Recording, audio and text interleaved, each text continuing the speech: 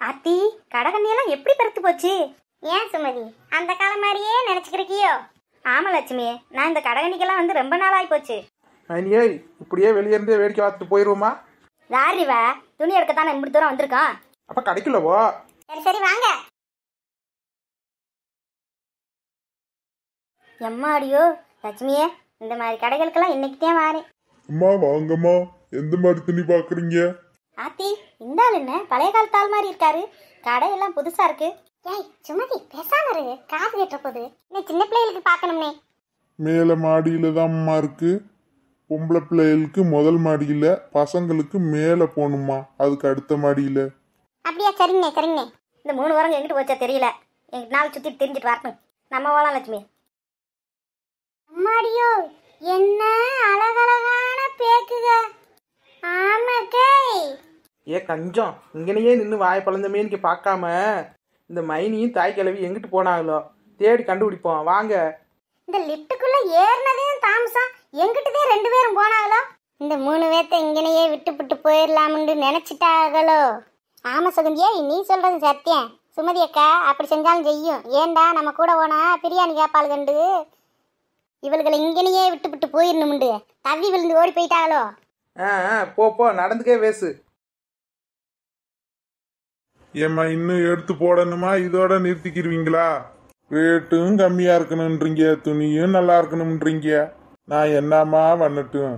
உங்களை மாதிரி 4 பேர் வந்தா போதும்மா, நான் கடையே நடத்த தேவையில்லை. இந்த ஆள் என்ன சரியான சிடு முஞ்சா இருக்கும் போல. ஏய் சுமதி பேசாம இரு, சண்டைக்கு போயிடாத. அப்புறம் என்ன லட்சுமியே, அவர் கடைக்கு போட்டுக்கிற லைட்டுக்கெல்லாம் விலை சொல்லிக்கிட்டாரு. என்ன சுமதி, இது உன் ஆளுக்கு நல்லா தானே இருக்கும், இதையே எடுத்து போடலாமா? நல்லா இருக்கும், என்ன ரேட்டுத்தையும் அதிகமாக சொல்கிறாங்க. சரி பிறந்த நாளைக்கு எடுப்போம். அவளும் ஆசாசையாக போட்டு திரிவா, அவங்க அண்ணே எடுத்து தந்ததுண்டு. சரிண்ணே, வேற ஒன்றும் எடுத்து போட வேணாம்னே, இங்கே இருக்கிறதையே பேக் பண்ணிருங்கண்ணே. அப்படியாம்மா? சரிம்மா. ஏன் மைனி தாய் கிழவி இங்கனதே இருக்கீங்களா? உங்களை காணமுண்டு ஊர் உலகம் பூரா ராவிட்டு தெரிஞ்சோம். ஏண்டியாலா எங்களை விட்டுவிட்டு நீங்கள் எங்கிட்டு போனீங்க? சரி சரி துணி எடுத்தாச்சா? எடுத்துட்டோம்தா, போகலாம். எடுத்தாச்சுண்டா, வெள்ளனா வரசா கிளம்பி வாங்க. பிரியாணி கடையில் பிரியாணி தீர்ந்து போயிட போகுது. இவளுக்கு இன்னைக்கு என்னை சும்மா விட மாட்டாளுங்க, வீட்டுக்கு போகையில் வெறுங்கையோடத்தையும் போகணும். சரி சரி அதெல்லாம் வீட்டுக்கு போகையில் பார்த்துக்கலாம். வெறுங்கையோட போறியா பணத்தோட போறியாண்டு இப்போ வா பிரியாணி நீங்க. ஆனால் இதையே பேக் பண்ணி கீழே அனுப்பிடுங்கண்ணே, நாங்கள் போய் பணத்தை கட்டிவிடுறோம்.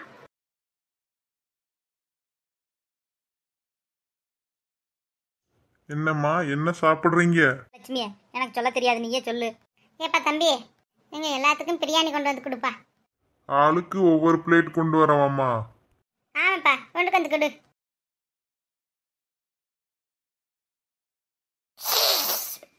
பிரியாணி வந்துருச்சு.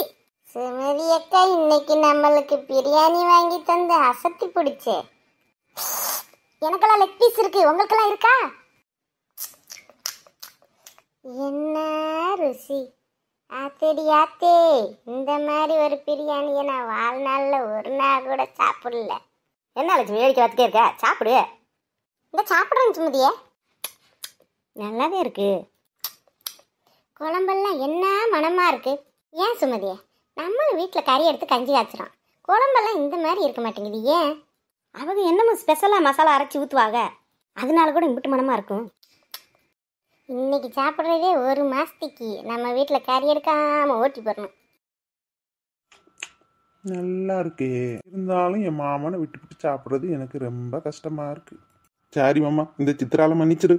மைனியாய் உனக்கு வைத்தால போயிடாம. எனக்கு என்னத்துக்கு போகுது, எனக்கெல்லாம் சேர்ந்துக்கிற முடி, நான் கல்ல கூட திண்டு சமைச்சுடுவேன். நான் அதுக்கு சொல்லலை, எங்களுக்கெல்லாம் மனசார பிரியாணி வாங்கி கொடுத்துட்டு இல்ல, அதனால உனக்கு வைத்தால போயிடாம. பாத்தியா லட்சுமி அவ பேச்சா? இதுதே உன் முகத்துல மிஸ் ஆனுச்சு, அதனாலதே உனைய வம்புழுத்தேன். வீட்டுக்கு ஒரு பார்சலை கட்டிவிடணும். பாரு நம்ம என்ன வேஸ்ட் சிரிச்சுக்கு இருக்கோம், கஞ்ச பிசுனாரி என்னென்ன பிளான் பண்ணுதுண்டு. ஆமாக்கே, ஒரு பார்சலை கட்டி விடுவோம்.